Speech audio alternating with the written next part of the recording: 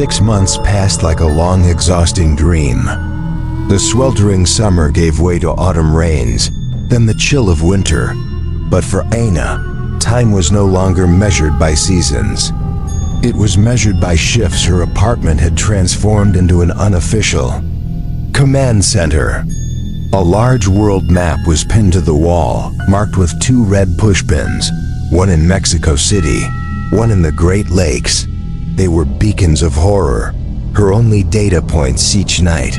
After pretending to work at the institute, she returned to her true task. Using the university's access, she ran complex search algorithms across global networks. Her keywords were precise: erratic fish behavior, self-destructive, iridescent sheen, unnatural organic growth, cursed water folklore. She scoured local news, fishing forums, environmental reports, obscure scientific journals. She was a fisherman, casting an invisible net across the world, hoping and dreading to catch a signal. Mateo was her analog counterpart. He still piloted his boat, but now he listened differently. He chatted with tourists from around the globe, asking about their hometowns, their rivers and lakes. He eavesdropped on other fishermen's stories, searching for whispers of an unusually poor catch or a stretch of water. Even birds avoided. Their daily calls had evolved. No longer emotional reassurances, they were now brief, professional reports between 2 sentinels. Anything on your end? Nothing. Still quiet. You? Nothing. Either. Algorithms haven't flagged anything notable. All right. Call tomorrow. And that was it. Ironically, this prolonged silence was more terrifying than finding a signal. It planted annoying doubt. Was Aina's hypothesis correct? Or was Lake Superior just a cruel coincidence, and she dragged Mateo into her private paranoia? Worse still, perhaps it wasn't silent. Perhaps it was spreading quietly, below their detection threshold, like a cancer metastasizing in an oblivious patient. Then, one night at 2 a.m., an alert sounded. Not a bell, but an automated email from Aina's algorithm. Subject: keyword match detected, Mekong Delta, Vietnam. Aina's heart pounded. She lunged for her computer. The article was from a Vietnamese environmental news site. It described a strange issue faced by Pangaseous fish farmers in a small river branch. The fish in cages had suddenly turned aggressive, attacking each other. Many dying from exhaustion or injury. Local authorities suspected a disease or water contamination from a nearby factory. Read the article repeatedly. No mention of an iridescent sheen. But the phrase, aggressive, self-destructive behavior, was enough. She called Mateo immediately. He answered after one ring. I found something, Aina said, her voice urgent. Vietnam. Mekong Delta. For the next half hour, they operated like a true team. Aina read and translated details from the article. Mateo, with his practical experience, asked pointed questions. Is the area near the sea? Is the water brackish? Is it flood season? Aina frantically dug for more information. She cross-referenced hydrological maps, regional weather reports, and data on the suspected factory. After nearly 2 hours of intense searching and analysis, they found the answer. The factory had a history of leaking ammonia-based chemicals, and older reports linked it to similar, smaller-scale fish behavior anomalies. It was a false alarm. When Aina hung up, she felt a draining relief. But right behind it came the return of chronic exhaustion, of emptiness. Tonight, they'd been lucky she turned to the world map on her wall. The 2 red pushpins stood alone, isolated. They were like 2 stars in a vast universe she couldn't fathom. Silence enveloped her again, and a new, colder question emerged in her mind. Were they searching for signals in the dark? Or were they, the ones in the dark, while it was out there everywhere, silently watching them? Nearly a year passed Anna, and Mateo's watch had become a dull rhythm, a routine woven from silence and vigilance. The map on Anna's wall still held only 2 red pushpins. The global silence didn't bring comfort.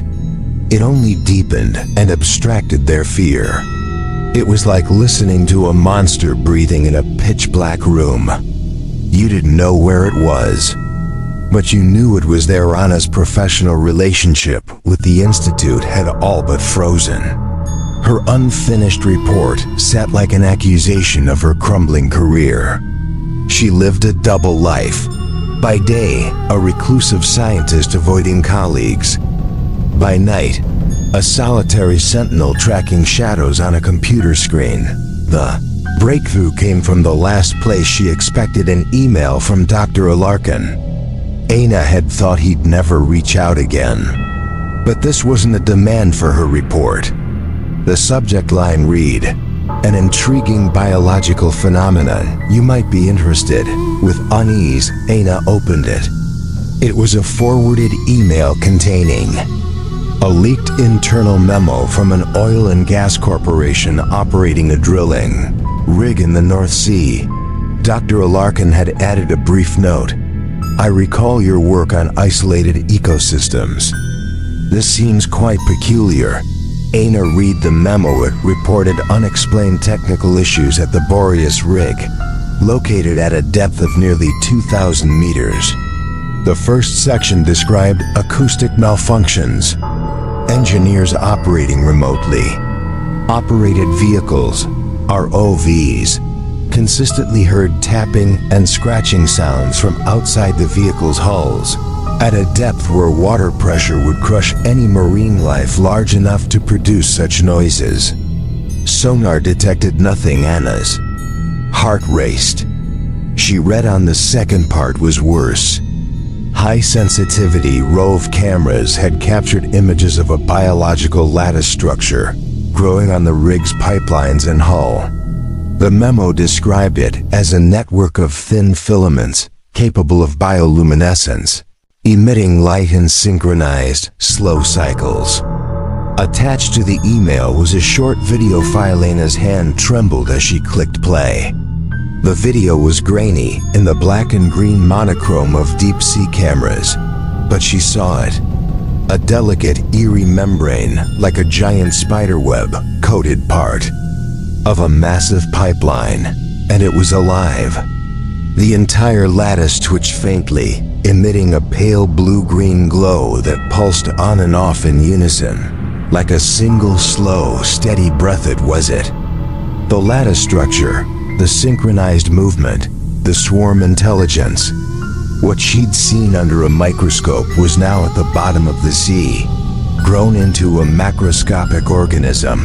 Her hypothesis was correct, and the reality was more terrifying. Then she'd imagined. The parasite hadn't just survived. It had adapted. It didn't need fresh water. It didn't need sunlight. It could thrive in eternal darkness under crushing pressure. And it was no longer passive. The tapping sounds. It was interacting, probing, learning. There was no time for panic. The cold clarity of a scientist facing undeniable truth took over. She picked up her phone. This call held no hesitation, no fear in her voice, only stark reality. Mateo answered. "Something's happened, hasn't it?" he asked, as if sensing the shift in their prolonged silence. "Yes," Anna replied, her voice razor sharp. "I just found our third data point. I'm sending it to you, North Sea, 2,000 meters deep." She sent him the video and screenshots from the memo. She heard the ping from his phone, followed by a long silence. She knew he was seeing what she'd seen when Mateo finally spoke. His voice was almost a whisper, the whisper of someone staring into an abyss, and realizing the abyss was staring back. The fear in his voice wasn't about ghosts or folklore anymore. It was a primal fear of a vast, unfathomable world humans could never fully comprehend. "It's," he said, his voice breaking. At the bottom of the ocean, their shared burden had just grown exponentially heavier. It was no longer just a terrestrial secret. Now it was a secret buried in the depths of the ocean, in a darkness they had no way to reach. The discovery in the North Sea changed everything. Aina and Mateo's vague paranoia was now cemented by cold, undeniable data. Doubt was gone. Only a terrifying truth remained. Anna drove the third pushpin into the world map. The red needle pierced the gray expanse between Norway and Scotland. 3 points. Mexico City, Lake Superior, the North Sea. They formed a nonsensical triangle, sprawling across continents and oceans, defying any geographic logic. Their watch became more obsessive. No longer passive waiting, it was now an active, desperate hunt. Anna barely slept. She turned herself into an analytical machine, tapping the Institute's resources to track overlooked currents. She didn't just search news. She monitored ocean temperature reports, seismic logs from the seafloor, and journals from cargo ships on remote routes. She sought a connection, a transmission pathway. Did it travel via undersea currents? Cling to ship hulls? Was her initial spore in the atmosphere hypothesis correct? But no pattern emerged. The data was chaotic noise. She was lost in an ocean of information, and the monster she hunted left no trace on the other end. Mateo felt his own helplessness. His role now seemed trivial, futile. He could listen to tourist stories, but how could whispers at Xochimilco's docks compare to a threat slumbering under 2,000 meters of water on the other side of the globe? He was a man of land, of shallow canals. The yawning abyss of the ocean was a terror he couldn't fathom. His steadfastness, once Aina's anchor, began eroding under a sense of uselessness. He drank more. He spoke less. The scar on his arm seemed to itch more frequently. Their calls grew longer, darker. They no longer just reported nothing. They debated hypotheses, midnight discussions between the only two people on Earth, aware of a silent apocalypse unfolding. It must have a transmission pattern, Aina said in one call, her voice strained from sleep deprivation and coffee. Everything in biology does. Viruses, bacteria, they need intermediate hosts, a pathway. Or maybe it's not biological. Mateo replied, his voice heavy with gloom.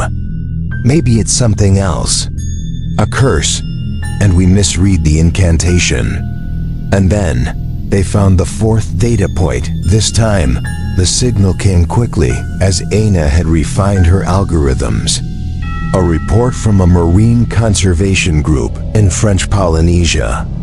A remote atoll's healthy coral reef had inexplicably bleached entirely in weeks.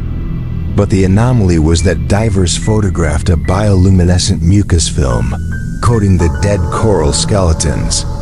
The film, per the description, resembled a giant spider web, emitting synchronized pale blue light at night. Aina placed the fourth pushpin on the map.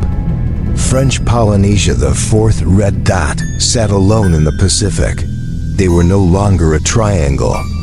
They were a shapeless constellation, a terrifyingly random distribution. Anna stood before the map, staring at the four bright points of destruction. She tried to connect them, to find a path, a vector, an origin. But it was futile. It didn't spread from Mexico. It didn't follow shipping routes. It didn't align with ocean currents or winds. It was as if it was appearing in multiple places at once, and then A thought colder than the North Sea abyss crept into her mind. A simple thought that changed everything. A thought that rendered their entire search meaningless. She stared at the map, at the vast gaps between the 4 pushpins. "It's not spreading," she whispered to the empty room. It was already there. "It's just waking up." The silence on the other end stretched so long that Aina checked her phone to ensure the call hadn't dropped. Finally, she said his name, her voice barely a whisper. "Mateo?" "I'm here," his voice came, but it wasn't the voice of the man she knew. It lacked its steadiness, its weary resolve. It was hollow. "I'm just trying to process the insanity you just said." "It's not insanity," Aina said, her voice oddly flat, as if she'd passed through all stages of fear and reached a realm of cold acceptance. "It's the only hypothesis that fits the data. Think about it. It's not like a wolf moving from one forest to another. It is the forest. It's always been there. And now, it's opening its eyes." She heard an odd sound from the other end. It took her a moment to realize it was laughter. A dry, joyless laugh. A laugh of despair. "So what, Aina?" Mateo said, the laughter dying, leaving only bitterness. "What do we do? We're 2 ants trying to stop the sun from rising. Our watch, our calls, our maps, it's all meaningless." "It's not meaningless." Aina shot back, but for the first time, she wasn't sure of her own words. Knowing the truth is always better than living in ignorance. For what? Mateo nearly shouted, his calm finally shattering. "To know how we'll die? To get front row seats to the apocalypse? I thought we were fighting something. A curse, a monster. Those things, people can find ways to resist. But how do you fight a planet that's feverish, Aina? How do you battle the ground beneath your feet?" For the first time since leaving the island, they truly argued. Not out of anger, but from fear and helplessness reaching a breaking point. Aina clung to logic, to the necessity of observation. Mateo sank into the harsh reality of a fisherman.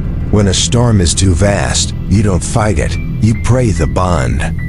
Between them, once a lifeline, was now stretched to the breaking point.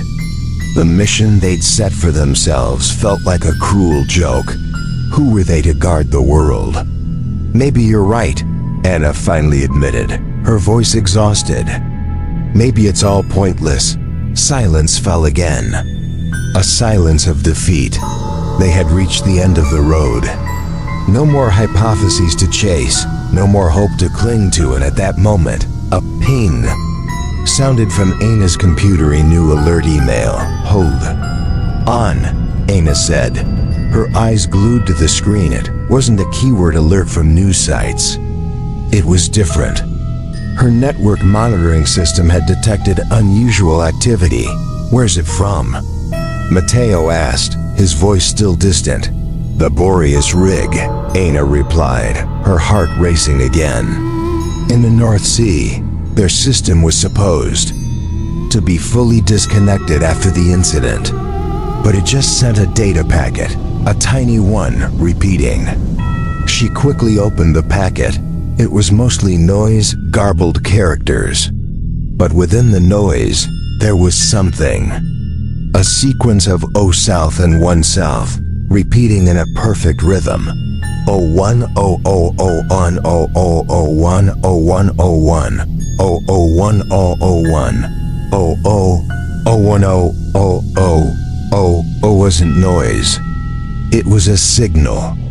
A heartbeat. "Mateo," Aina said, her exhaustion gone, replaced by a new tension. The tension of a cryptographer who just found a key. "You were wrong. It's not a blind fever." "What do you mean?" "It's intelligent. It's using the rig's system to broadcast a message." They were no longer observing a natural phenomenon. They had become the recipients of a first message from an alien. Ancient and terrifying intelligence, their mission shifted again. From sentinels, they became decoders. And the question was no longer where is it, but what is it trying to say? In the shadow of my archive, a new horror stirs. Date to listen.